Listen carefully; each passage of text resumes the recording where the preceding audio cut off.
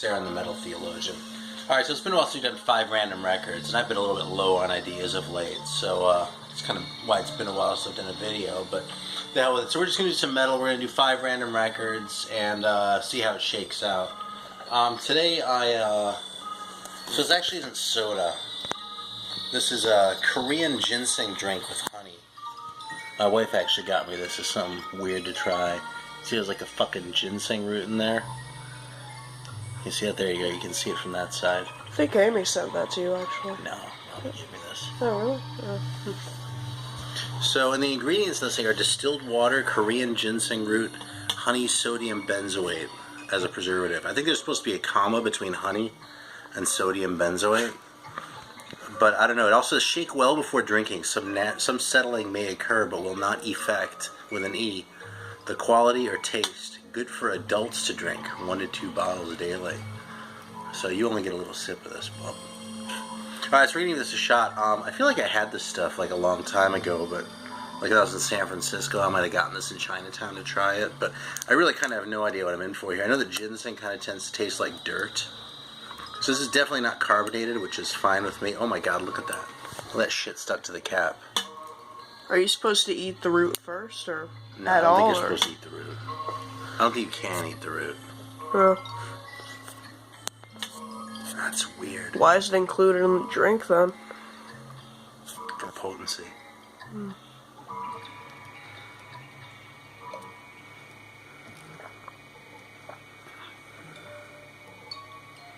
Oh, this isn't bad at all, actually. I mean, it mostly tastes like honey. I was expecting this to taste terrible. I'll be honest. I mean, look at that shit in there. It looks like a fucking... I was gonna say like a carrot that grew underground, but like all carrots grow underground. It's like a carrot that like lives in a cave. Like you know what I think that is? That is to carrots. Like those fucking fish that like live in caves are the ones that like have never been exposed to sunlight and never like evolved eyes. Shit like that. So it's kind of weird though. Hey, you want to taste it? Yeah. No, it's not that bad. It just gave me a little bit more of a hit that time than I was expecting. Don't take a really big sip. Yeah, it smells kind of weird. Do you think you're up for drinking 1 to 2 of these daily? Well, I've already got one almost taken down. Take a sip and then give it back to me. So I want to finish this.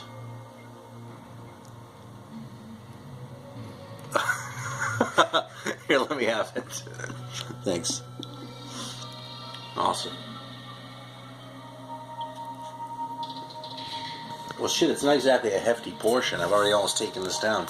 Why don't you give me a number here? So I've got 16 cubes here. Yeah. So I hate to do this, but I don't have my dice. I don't know what happened to them. They kind of got misplaced in the move. So there aren't any D&D dice. We're actually resorting to a random number generator, which is kind of lame, but it's the way it goes. So let's go. You're saying it was kind of good. It was kind of awful. I don't know. That's not that bad. I've had way worse stuff than this. Well, I have 2, but that doesn't mean it's great. Sea cucumber is way worse than this. I've never had sea cucumber. I'll eat pretty much anything, but sea cucumber is pretty fucking gross. Jellyfish is good. Sea urchin, I can deal with all that. Sea cucumber is like that. 6. 6. All right. 1, 2, 3, 4, 5, 6. Oh, and look at that. That's unfortunate someone wrote their name on it, but we have the first heavy load here. And I don't know, if you're like into metal enough to be watching my channel, then you probably know Heavy Load. I mean, this is probably their masterwork right here. Those are the dudes fighting the polar bear. I mean, that's just a fucking winning. classic record. Yeah, totally. Because you don't want to fight a polar bear unless you can win. But this one, this is really early for what it is, actually. This is like 78, I think. And Swedish, if I'm not mistaken. And this is a pretty rockin' record. I mean, it has a really sort of amateurish feel to it. This is really would sort of be more at home, like with some of the American like private pressings, like from the maybe like 80-ish, something like that. But that still puts it 2 years ahead of its time. You know, it kind of has a little bit of a hard rock feel, more than like a true sort of metal sound. But it's heavy, it's rockin'. Whether it's worth what I see him go for is kind of open to question, but I think there's a reissue of this in the last year or two, and if you see that cheap, it's worth having. I mean, if it's searching this one in Stronger Than Evil, I mean, you're going to get more mileage out of Stronger Than Evil, but... Oh, actually, I was thinking of Death or Glory, but Stronger Than Evil is a great one, too. With another fantastic cover. What the hell, man? I'll fucking show them all off. And here's the second one, the EP. Metal Conquest. Like, every cover is great, so... Yeah, if you can do that in real life, you automatically have my respect. Alright. Can you hold this for a So second? that's cool. What? I just got some water. That's fucked up. Well, here, I'll try and keep doing this myself. How do I do this?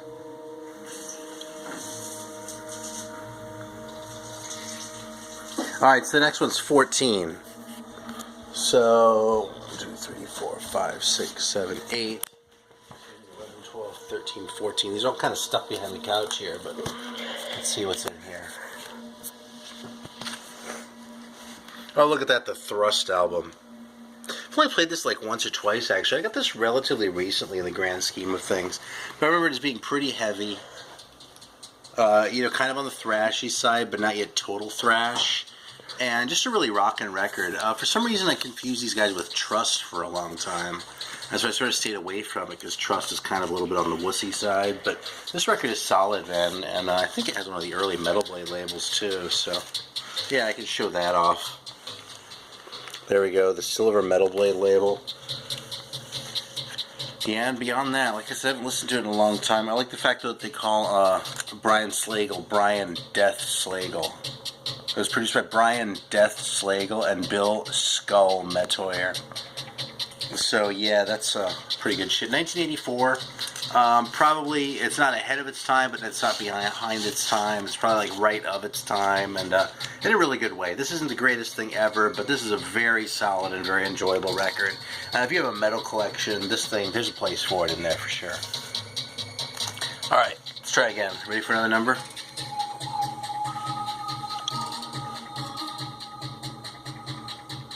Listening to Conrad Schnitzler, by the way. 1 is the number. So, I can count to 1 pretty easily. Are you sure?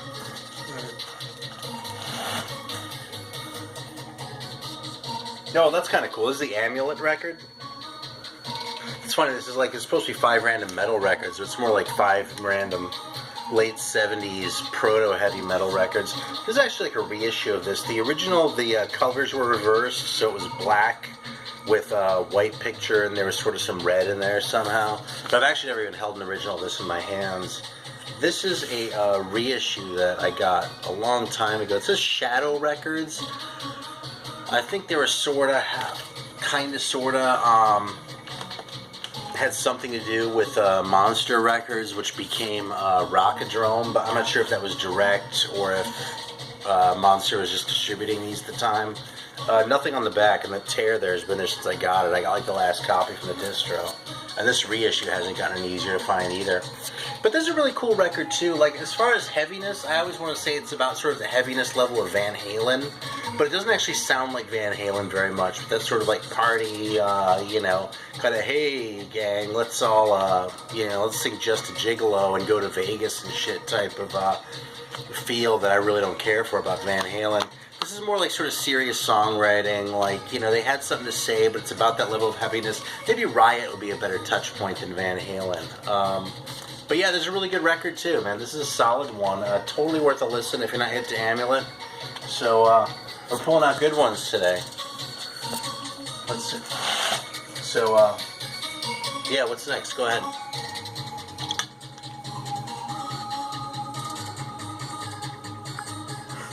Eight. It's kind of hard actually hitting the screen when you're looking through the LCD. Yeah, like looks throws like- you off your game, huh? Well, it kills the depth. Alright, what's this? Something? I think I pulled this one out once before. There's a London record. This kind of sucks, I mean, London. I'm gonna pull out a different one. Fuck that band. I know, seriously, I think I pulled that out in like an old 5 random records. I was going to be quite so dismissive. It's not a terrible record, that London record, but it's not very good. It's just kind of like... you know, you can tell why none of those songs, like why London never made it the way like Wasp or Motley Crue or any of the bands they kind of kicked members off to did, because it's just kind of not that good. So let's see what else you got in there. It's kind of mediocre. Malice, License to Kill. You know what this is? This is on Atlantic. Has that explicit lyrics parental advisory thing like printed on there. It has those pictures on there. And that's kind of what it sounds like. It kind of sounds like this caliber of metal. This is not a bad record. But it kind of sounds like it was 1987, which it was, and Atlantic was starting to pick up some of these bands and was sort of hoping to find like the next big money maker, and we're sort of grooming Malice to that end. So, you know, it's not a bad record. I'd probably give this like a 6 or maybe even a 7 out of 10, but it's not, probably a 6. But it's not an earth-shaking thing. For what you're likely to pay for it, it's worth it. I mean, you could pay $8 for this if you want to get ripped off. You could probably find it for like 4 or 5, and it's probably worth that. There's really nothing wrong with it. It's just not like a great like gem, like a really sort of cool thing. So yeah, it is what it is. So all right, we got one more, right? Maybe I'll throw in a couple more if the video isn't long enough. Hit that thing again. There we go. One again. This is a good thing about the random number generators. It's kind of easy to do, you know, redo numbers. But you know something, that worked pretty well with the hat too. So, all right, I just sort of cheated, so I'm just going. Oh, there we go. Avalon, the third move. This is a Dutch band. I think this is, well, Dynamo Records. I don't know if that was their private label or not.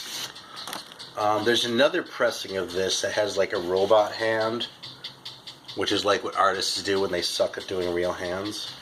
So that one's actually really rare, but has kind of a cool looking custom label with a Dynamo on it.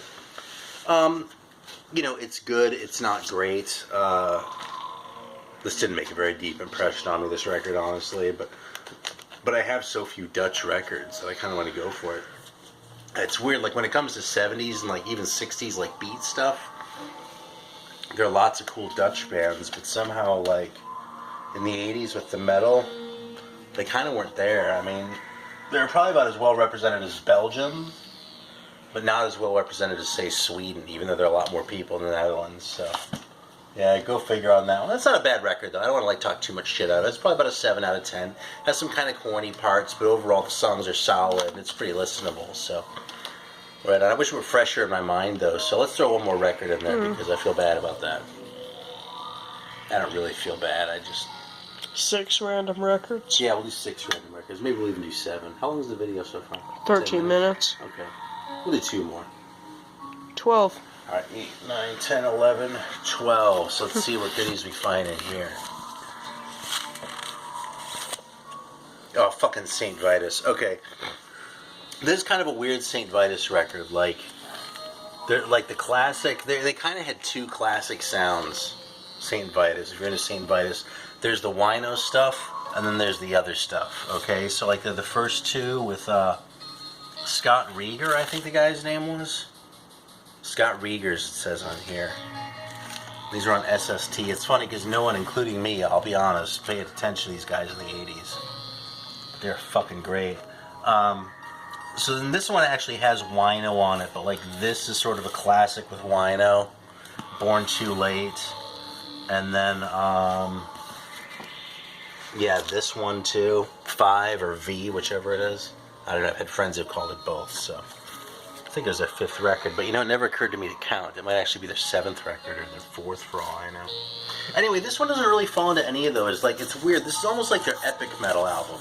But, like, it's nowhere near epic metal. Like, it kind of really does sound more like they're playing it out in the middle of the desert, like on the back with the picture. It still has that St. Vitus sound, but it just doesn't kind of have the simple songwriting the same way that the other ones do. So, I probably haven't played this record as much as it deserves. This is a really cool record in its own right. It's almost though like they hired a different band to write all their songs and performed them. No, it's like this weird sort of outsider record in the St. Vitus catalog. And you know, if you dig this stuff, I wouldn't say start with this one for St. Vitus if you want to hear what they're about. But it's a fantastic record. I mean, I absolutely love it. And I'll say a few more words about St. Vitus. St. Vitus has a distinction of being one of the few bands that I actually turned on to by seeing them live. You know, like I said, I didn't really clue into them during the 80s, you know, when I would sort of see their records around. And, you know, when I was doing my punk rock thing, I was interested in anything on SST and that. You know, I got the Black Flag records. And never really dug the Minutemen much, but there were a couple others. But I'd see these St. Vitus records around, and they didn't really do much for me. I think I heard a clip once. I heard their cover of Thirsty and Miserable or something. And, you know, that was kind of my impression. I heard them a few more times over the years and kind of went, you know, whatever. So when I was living in San Francisco, a friend of mine was going to the show, and I was like, yeah, what the hell, man, I'll go see St. Vitus. Well, they completely blew my fucking mind. They really did. This was the reunion when they were touring on, oh shit, I closed the thing up, but probably, no, it was earlier than that. It wasn't Die Healing. I don't know, maybe it was COD or something. I really don't know. They might have just been playing, but they were just great, man. They were heavy and doomy, but they were rocking, and the songs, just every single song I thought was awesome. It's like that shirt that you probably see me wearing in some of my other videos. I bought at that show and walked out with it, and then I went out and bought all their records that I could find. And then like hunted down the other ones. I actually called up SST because you couldn't get the first one at the time. They had started reissuing the other ones, but no, actually it was earlier than that. When SST started reissuing them, maybe a year or so later, I called them up and said, hey, are there any other plans to do these other ones that I hadn't seen yet? And, you know, totally did the fanboy thing over St. Vitus. So it was like, I made up for lost time with that band, man. I played the shit out of those fucking records because that is a great band. And, you know, I don't really listen to a whole lot of doom shit, but, like, when it comes to them and Candlemass, I mean, they're just like top tier acts as far as I'm concerned. And there's a couple others from the 80s, but I'll take either of those bands even over like Witchfinder General or some of the other ones that kind of get lumped into that whole broad category. So, and I love Witchfinder General, don't get me wrong. Alright, let's do one more and then we'll hang it up.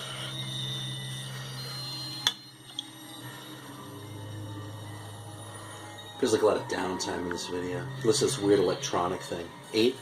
Mm-hmm. Alright, cool. I hope I don't pull that fucking London record again. If I do, I'm going to throw it away. I'll just huck it out the goddamn window. What's this? Oh, look, it's London. No, it's Maninha Blade. And you know something? I haven't played this for shit. I actually got this at the same time as a bunch of other stuff. For like in the early 2000s, no, like mid-2000s, I found some distro that was just unloading a bunch of stuff. I think it was some guy's personal collection, in fact. And this was in there, so I grabbed it for like $5, and I've been curious about it. Merchants in Metal. And I remember liking this record. It's on Killerwatt. Leif Erikson, Nick the Ripper. Booze is the bass player's name. But man, I don't have a very concrete impression either. Not so much that I'm going to pull another one. Because I kind of feel like an asshole just leaving it on one that I don't even know. Shit, I know this one even less. You know something? In fact, if anyone knows anything about this record, this band's called Lucretia. I kind of ended up sticking it in the metal section by default, but this record, like, I really don't know anything about it. It's barely metal, but maybe someone knows something about this, because I remember I didn't like it very much, but it's like some weird private press thing, so I had to keep it because it was a private press, but whatever. You want to pull another one out. What kind of idiots write over the symbols like that? You know, it's funny, SMF Captain Howdy, he gives Scott Waters shit because Scott will, like, peek when he's pulling the records sometimes. Like, he'll be like, hey, look at it. 6 minutes and 42 seconds. Scott peaked, you know. It's not too long before people are going to start giving me shit for not being satisfied with the records I pull and, like, doing that. So that's how I cheat. I'm cheating right now. What am I, my fucking 10th record or something like that? What's this one? That's Manila Road. I did a whole goddamn feature on that, man. Okay, now you're up to 10. Oh, this is a great one. Greeno's raved about this one so much it's almost superfluous. But this is Earth Ark by Lazy. This band actually gave up most of its members to Loudness. There's another late 70s one, really. This is like 78, I want to say, 79? No, it's 1980, actually. But, this is just, it was a Japanese-only release, Dreamy Express Trip. And, actually, Earth Ark is the album. Dreamy Express Trip was the first song I heard. It was actually Phil Baker who turned me on to this, formerly of Monster Records.